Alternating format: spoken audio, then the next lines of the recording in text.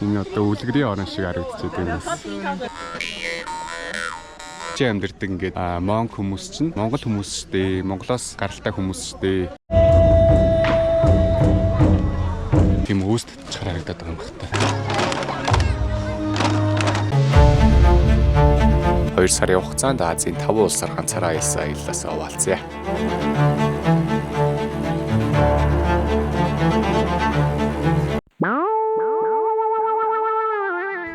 Yeah, Mongolia.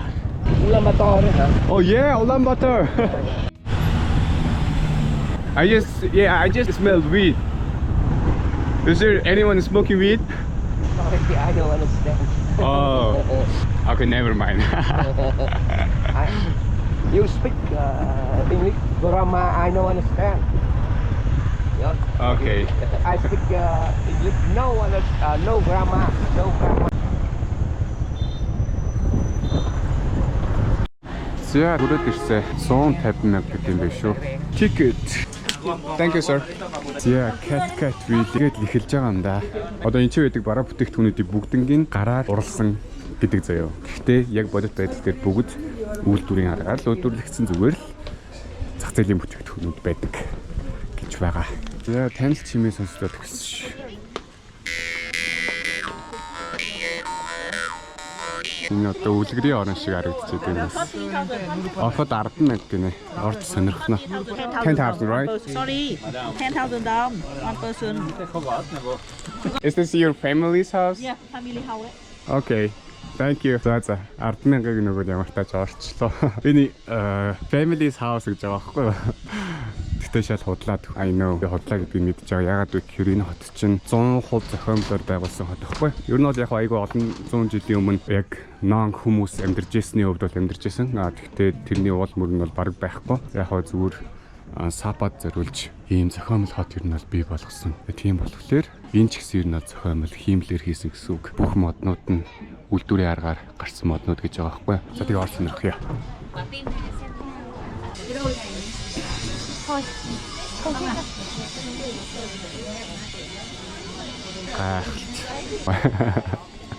Тэр гоё юм аа. Дэшиг гарч үзнэ.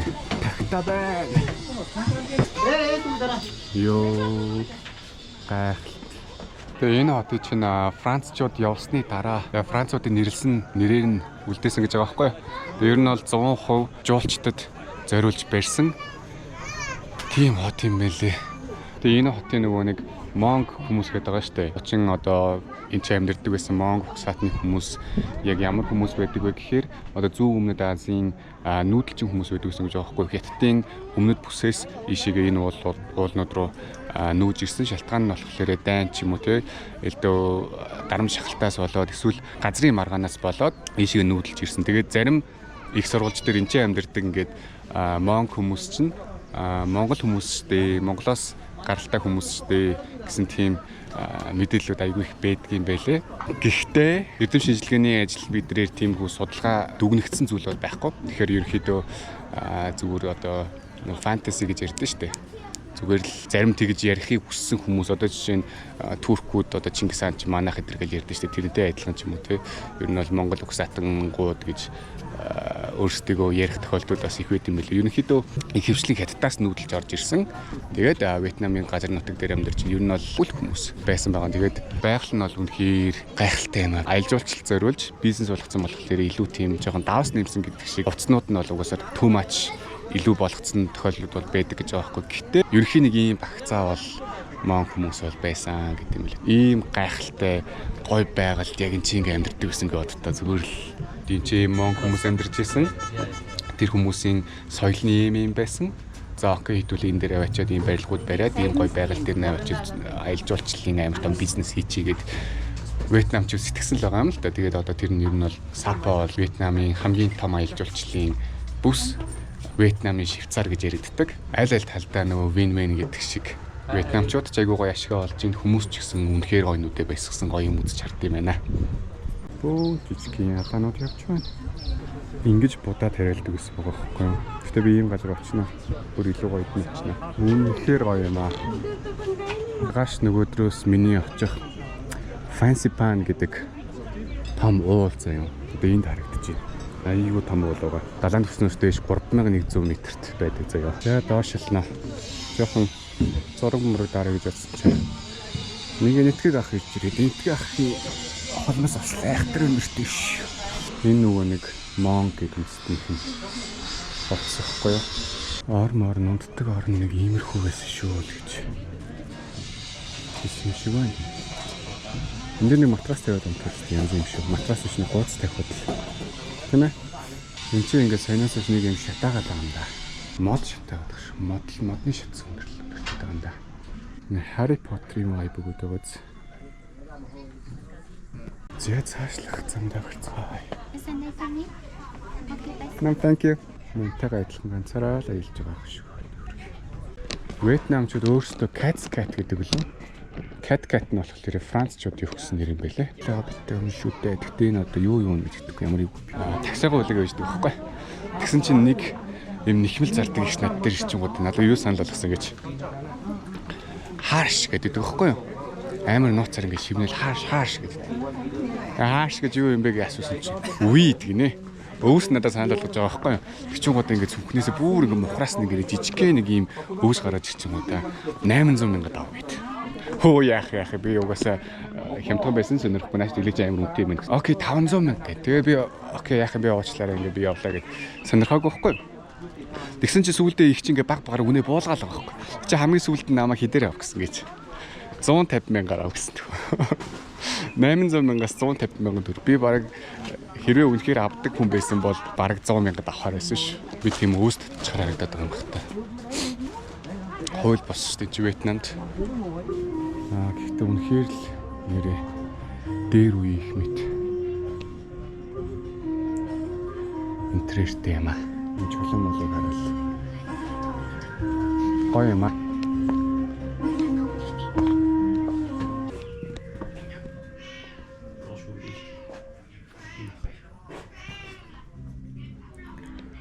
За хуучны Монг хүмүүс нэг иймэрхүү амьдардаг байж тээ. Зарим хүмүүсийн гарал хуучны монголчууд, хуучны нүүдэлчин монголчууд ингээ унтлагын өрөөлөөр гарах юм шиг байна. Ингээ хоёр давхрын шат.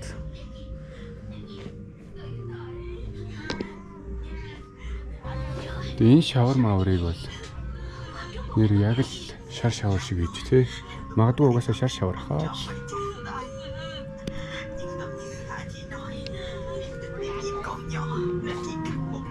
Эртний одоо ингээ зүүн өмнөд Азийн тасгнууд угаасаа л ийм л багтээсэн багт тий. Эх гоё тийм 50 мэдрэмж аваад байгаа байхгүй би.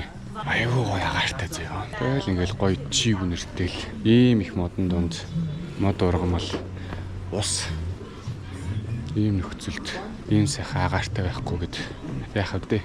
Яг хоо энэтхэг ах нарын холмос хажуугаар нь орж ирэл. Жохон багаалаад байна шүү. Үүднээс ийм хувцас түрээсэлж болд юм байлээ. Нэг үнэтэй байгааг бахад 100 мянга гэлөө 150 мянга гэлөө. Донгор штэ. Here, woman marry only one. Man can marry 2 or 3. Yeah. So you get the number of Хуучны Монг хүмүүс ер нь багтаа хоёр их нэртэй байдаг байсан. Ихнэр болгонтойгоо тус тустай хаусанд амьдардаг байсан гэл тэнд нэг гайд яриалах шиг байна. Бас нөгөө нэг ихнэрийг хулгаалдаг байсан гинэ. Очоод ер нь дуртай хүүхнээ охиноо ч юм уу те хулгаалж аваад гэрлүүгээ аваачаа тэгээд аав ээжд нь төлбөр төлдөг байсан гинэ. Тэгээ эмэгтэй хүнд бол ямар ч сонголт бол байгаагүй. Гэсэн зүйлийг тэнд ярьж байна шүү. Хүрхэн дээр ирсэн.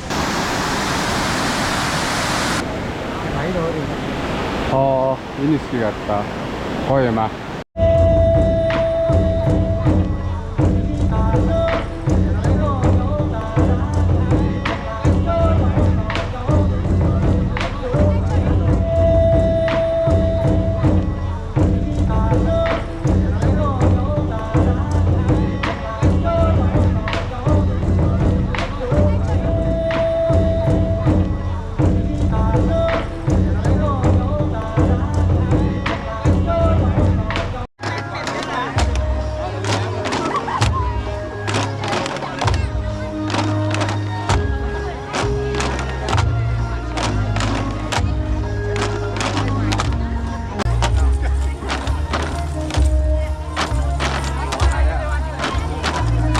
to do now?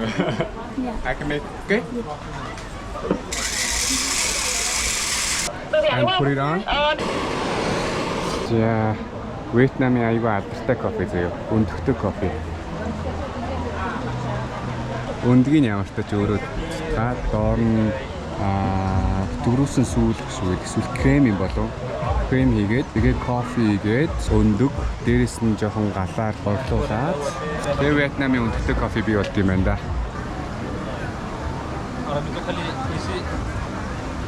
Амар тийм гоё чигэрлэг амт орж ирээд тэгээд хажуугаар амар часисан хатуу кофе орж ирээд тэгээд доотлолт нь крем орж ирээд одоо янз юм байна. Вьетнамд ирсэн хүмүүс ер нь өндөгтэй кофег нь туршиж үзсэн. Үнэхээр гоё юм байна.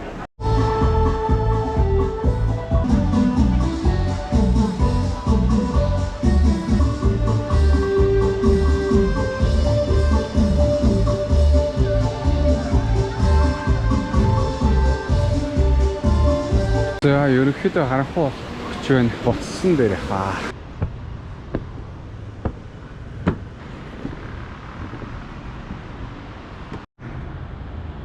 За дэшээ гараад ирсэн.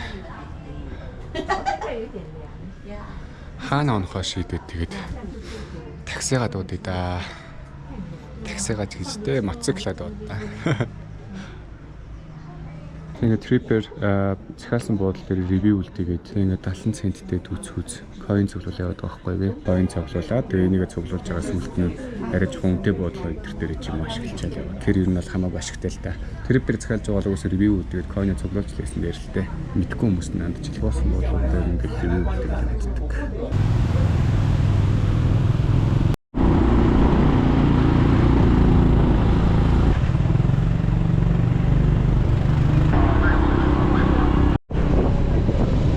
Өнөөдрийн буух хостел өчигдрийнх бас бол хамаагүй байна. Бас л $3.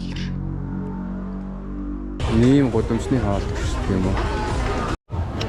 Одоо энэ ч байгаа хоолнуудаас сонгоод тэгээд подноос дээрээ тавиад тэгээд цаана аваачаад ингээд тооцоо хийгээд шаруулаад тэгээд ширэн дээр авах юм байна л да. Ямар ч тач туршаад үзнэ. Энэ бол баффалогийн мах гэдэг байгаа байхгүй юу? Энэ бол тэгээд адууны мах. Босод яг нэг бэлэн хоолнуудаа бодоод хамаагүй үнэтэй дээд юм гэхдээ яг туршаад үзнэ.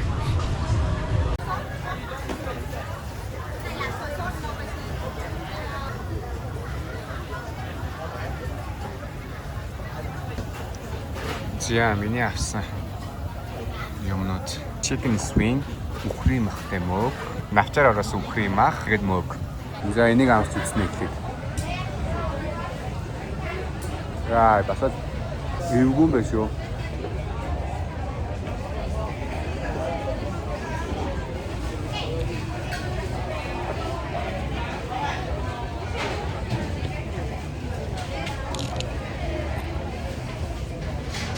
Нэг удаа ч одоо туршаад үзэхэд хэрэгтэй. Энэ өстөгөө юм байна. Үхрий махаар оросон нарийн мөг, ямар ч мөг гэдэг нь. Тэгээ яг бүрэн мах нь болоогүй. Үхрийн мах болохоор нь дидэж байна. Бусдаар юм дахианы мах, дахааны махыг бүрэн болоогүй байх юм бол ер нь яаж дидэж вэ?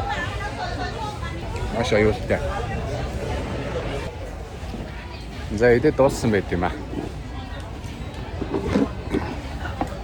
Үнэхээр яг л туршиж үзнэ гэснээрээ л туршаал үзлээ. Ерөөсөө цадсангүй. Дахиж идэх хүсэл бас нэг байхгүй байгаа юм. Ягаад гэхээр энэ сарсан байгаа юм уу юу нэг амар том нэстэг амт ингэ амар хурдан гэдэг энэ өнөсөд байгаа. Тэгээ тэгж мэгээд хаж байгаа тахгүй юм итгэхэд. That's nice. Шинэ юм туршиж үзлээ.